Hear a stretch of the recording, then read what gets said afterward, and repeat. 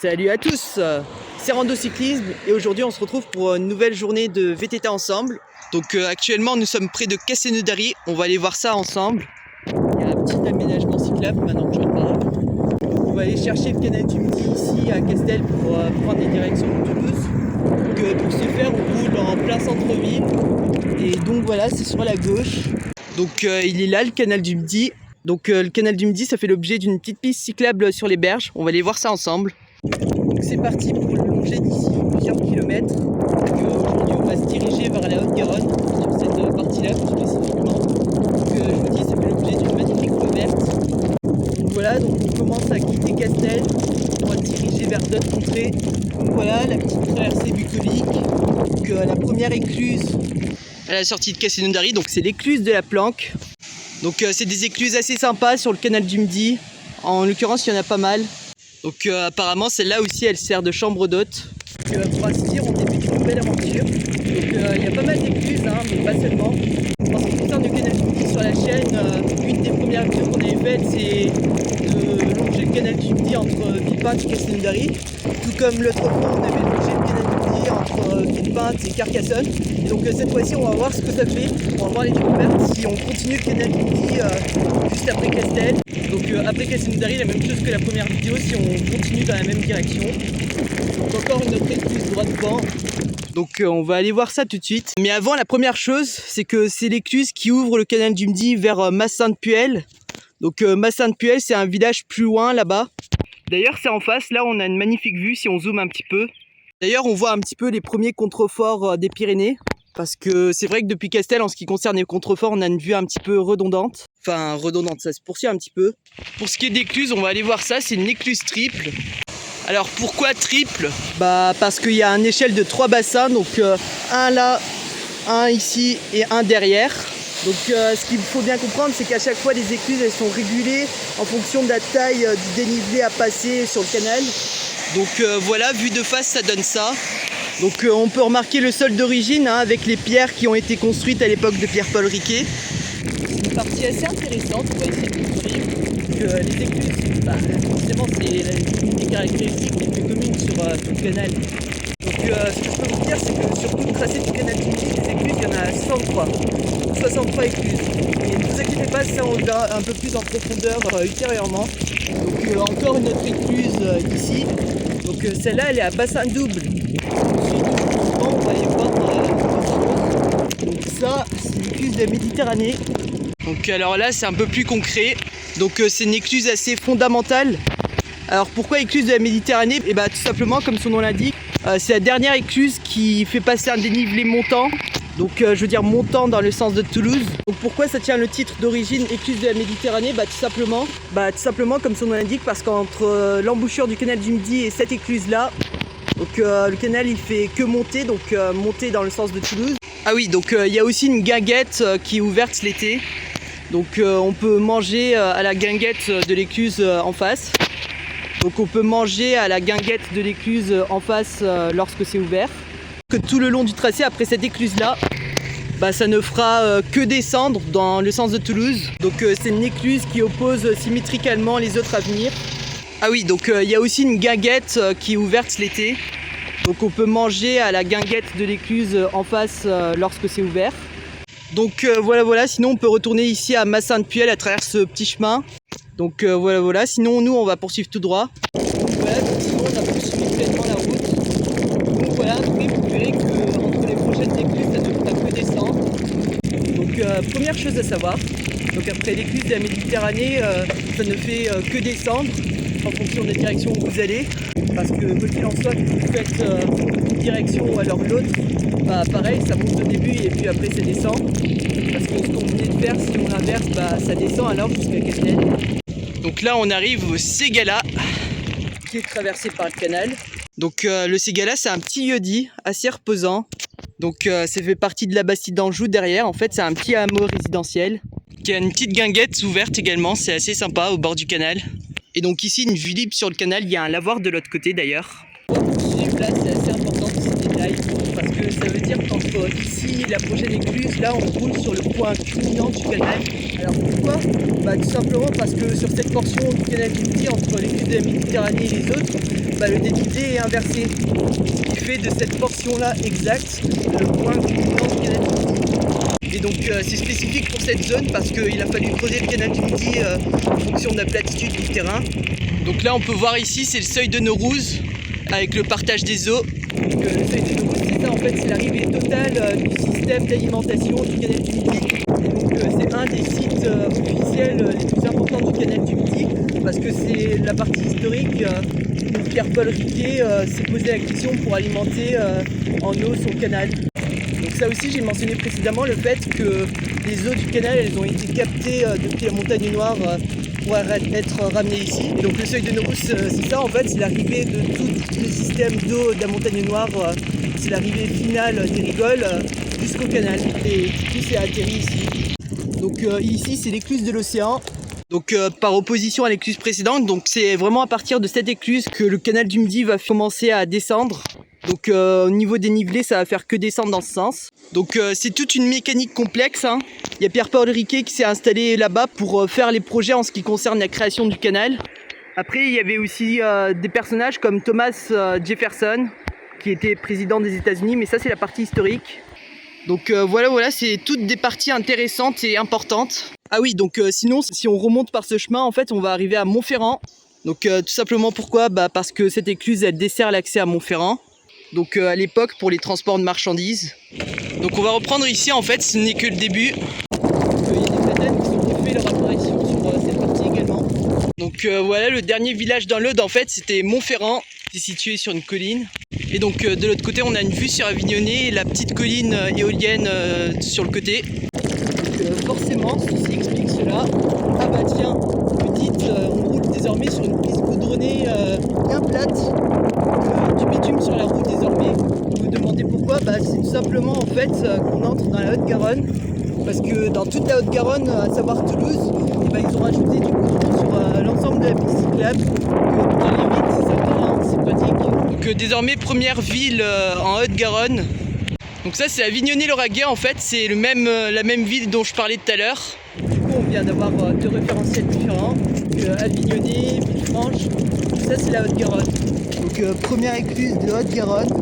Donc c'est l'écluse d'Amborel, donc une petite écluse qui a également un accès à Avignonnet par là. Donc voilà, on suit, la belle vie sans problème.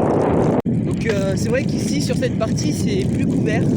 Parce qu'il faut savoir que depuis 2006, la Haute-Garonne, c'était le premier conservateur de platanes. Ouais, donc ça, c'est le champ coloré. En gros, en 2006, il y a eu une pandémie qui a ravagé le platane sur le canal du Midi. Ça a surtout touché l'Aude et une partie de l'Hérault. Depuis 2006, au total, il y a plus de 40 000 platanes qui ont été abattus. Donc c'est vrai que la Haute-Garonne a résisté. Il y a quand même plus de platanes le long des berges du canal par rapport à l'autre. Donc faut bien les regarder parce que plus loin ils sont abattus. On arrive à l'écluse de la nuit. Donc encore une autre écluse. Donc ça fait un petit spot et il y a un accès à Renneville sur la gauche. Donc on fait toujours bonne route avec le grand retour des platanes. Donc piste cyclable goudronnée plus les platanes. Franchement sur cette partie là c'est juste excellent. Bon ici par contre l'espace il est un petit peu plus réduit, donc il faut juste faire un petit peu attention. Bon, après ça dure pas longtemps, hein, c'est juste sur quelques mètres. Donc là on a l'impression de rouler sur des œufs, c'est pas très plat. Donc ça c'est ce qu'on appelle un déversoir. Donc ça c'est ce qui permet au canal du Midi lors des fortes périodes d'orage et de pluie, aux eaux du canal lorsqu'ils débordent de passer en dessous et de s'écouler dans les fossés. Donc récemment ils ont dû rehausser les bords pour éviter que ça soit trop humide, enfin pour éviter que ça inonde le sol. Et donc sinon de l'autre côté en fait on est sur un pont canal parce que le canal en fait il est sur un pont. Donc pour l'époque ça permettait au canal du Midi de passer sur les autres rivières et d'autres obstacles. Et donc du coup c'est pourquoi ils ont calé le déversoir ici. Donc ça permet au canal du Midi, au trop-plein de passer dans la rivière directement. Et ça c'est cool. Donc petite vue d'ensemble sur le déversoir et ici l'Hers-Mort. Donc c'est un des affluents de la Garonne. Donc voilà, ça continue. Donc voilà on arrive au petit port de plaisance de Gardouche. Donc voilà, il y a un petit port de plaisance là sur la gauche. Donc, Gardouche, c'est une des petites étapes sur le canal.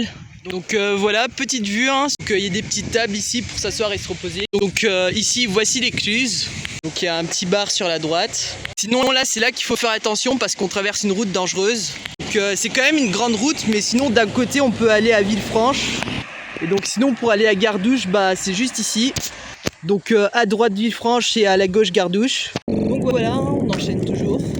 Ici aussi il y a un petit pont canal. On peut bel et bien le voir là que le ruisseau il passe en dessous. Donc voilà, ensuite droit devant avec l'entrée des platanes. Donc il serait peut-être temps de parler un petit peu de Pierre-Paul Riquet. Alors pourquoi déjà il a eu l'envie et l'idée de faire ça? Bah déjà il était extrêmement riche. D'ailleurs il était aussi connu pour être le fermier général du Languedoc. Parce que le Languedoc pour le blé, le pastel, c'était une région assez développée. Donc il récoltait à la main du sel, de la gabelle. Et donc c'était un homme de pouvoir assez ambitieux. Et donc il a de ce fait financé une grande partie de sa construction au canal. Parce qu'à l'instar du tourisme, le canal du Midi s'est servi autrefois au transport de marchandises. Parce que l'objectif principal pour l'époque c'était de contourner le détroit de Gibraltar en Espagne.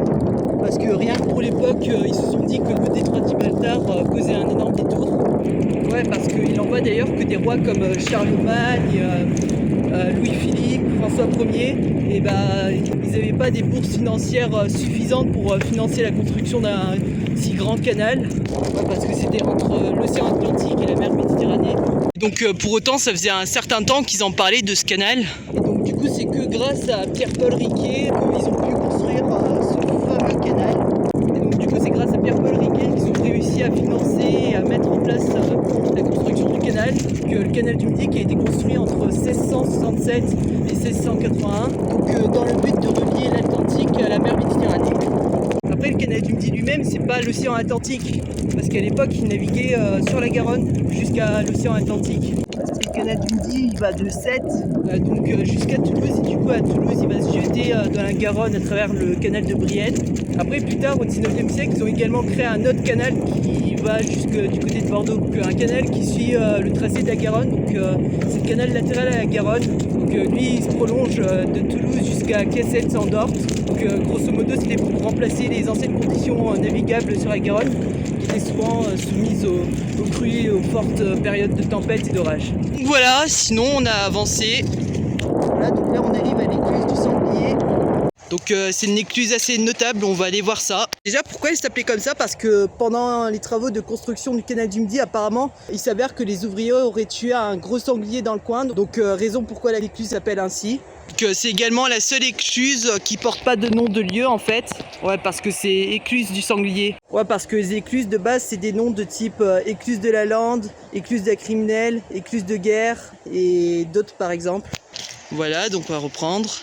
Sur ce, c'est vrai que l'immensité des platanes c'est assez impressionnant. Donc les paysages sont très différents également, il y a des complexes industrialisés. Donc là en face c'est l'écluse d'Aigueville.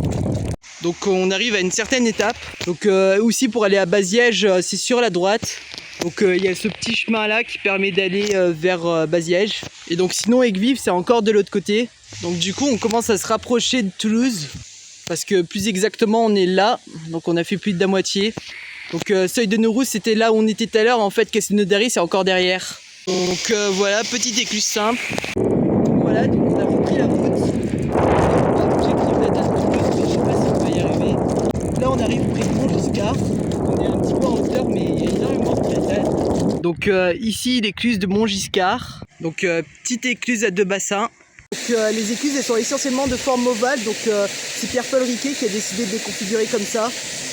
Et donc forcément pour les péniches c'est plus pratique et c'est plus large pour le passage. Et donc il y a moins de collisions au passage de plusieurs péniches. Donc c'est assez calme, hein. Il y a même la place pour se poser et pique-niquer un petit peu par exemple. Et donc de l'autre côté une petite vue sur le centre-ville et Montgiscard.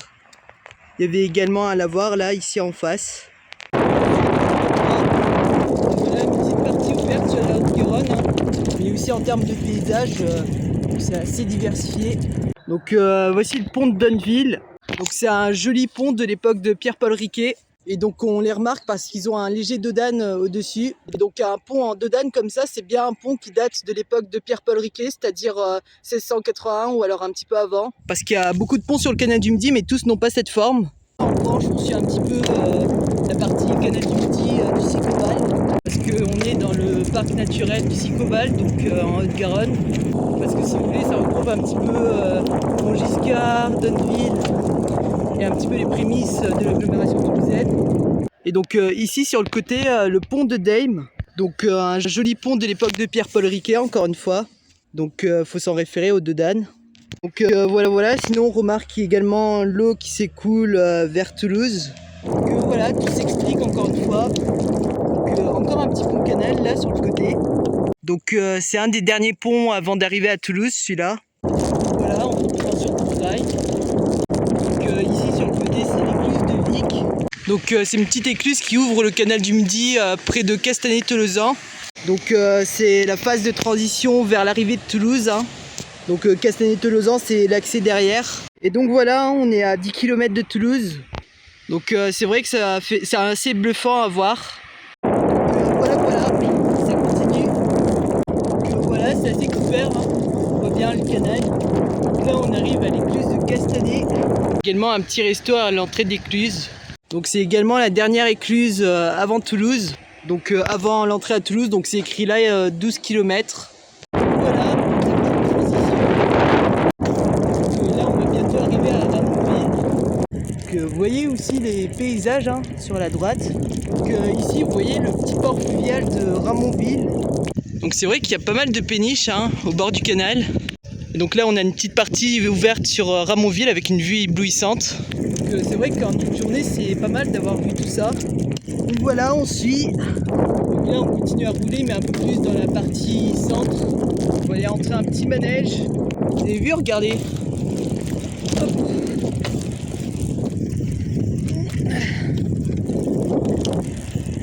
Et voilà. Donc voilà, on suit là, il y a un petit peu de verdure, c'est pas mal. Donc voilà, il y a des petites vues hein, sur les côtés, hein. C'est l'agglomération toulousaine. Donc voilà, c'est une transition assez intéressante, hein.